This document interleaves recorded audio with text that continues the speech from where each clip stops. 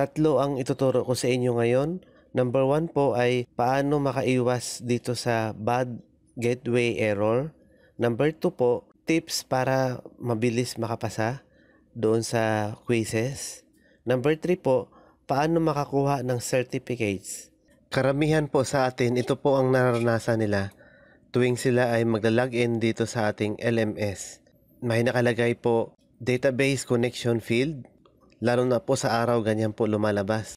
Yung iba naman po ay ganito lumalabas, 504 gateway timeout.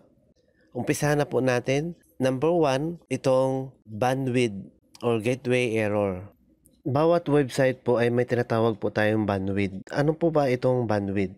Itong bandwidth is the amount of data your website can transfer to your users in a given amount of time. So, ibig sabihin po, pag marami pong users simultaneously all over the Philippines yung mag-access sa isang website or domain, talagang magkakaroon po talaga ng problem or error. Kahit nga po yung google.com ay nagkaka-problem po sila dahil may limit po talaga yung tinatawag nating bandwidth bawat website or domain name na tinatawag. Sa central, talagang magkakaproblema po talaga dahil sa dami ng mga teachers. Meron pang kasama dyan ang mga parents at saka yung mga private school teachers. Kaya talagang magkakaroon ng problem. Dahil wala na po tayong magagawa dyan sa bad gateway error na yan, ito lang po ang pwedeng maging solutions natin.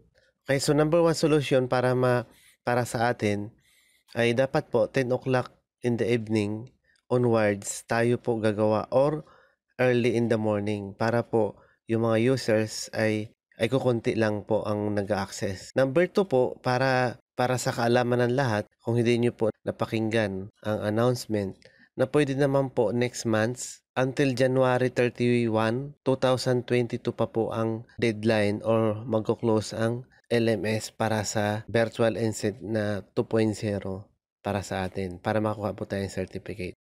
Susunod kong ituturo ay paano po pumunta dito sa EdTech Unit page nila para sa ating asynchronous. Okay po, so ang gagawin po natin ay punta po tayo dito sa ating profile. Dito sa search, i-type po natin ang DepEd EdTech Unit. Enter lang, tapos click lang po tong link ng DepEd EdTech Unit. Ayan. So, lalabas na po yung page nila. So, nandito po nakapost lahat ng mga recorded videos during our ENSET. Ayan po. So, scroll down lang po yung mga nakaraan.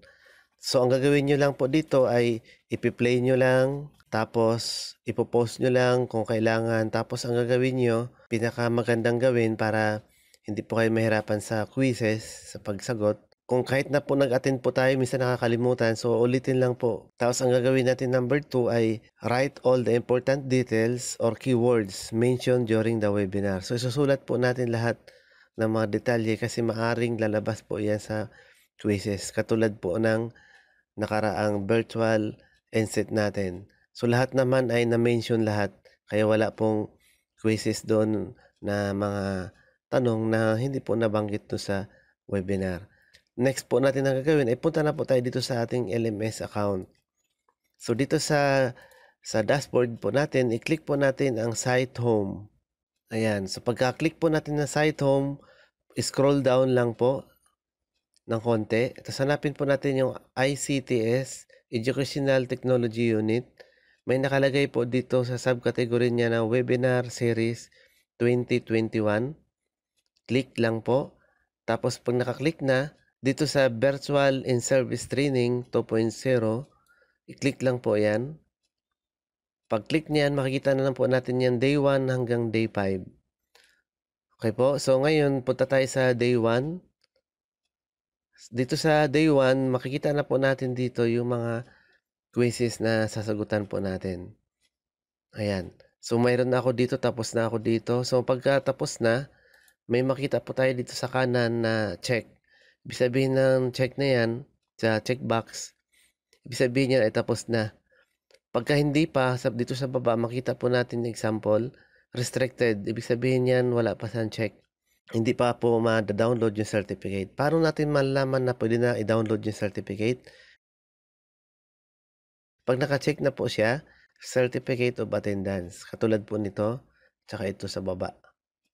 Okay po, so yung mga wala pa, naka-disabled po 'pag wala pa. Pagka meron na po, naka-enable na po siya. Katulad nito, naka-disabled. Ngayon po, susunod po natin ay kung tapos ka na po, punta kayo dito ulit sa taas, Binset ulit, tapos makikita niyo ulit yung mga day 1 hanggang day 5 ulit. Ayan, so hanggang dito na lang po. Maraming salamat sa inyong panonood.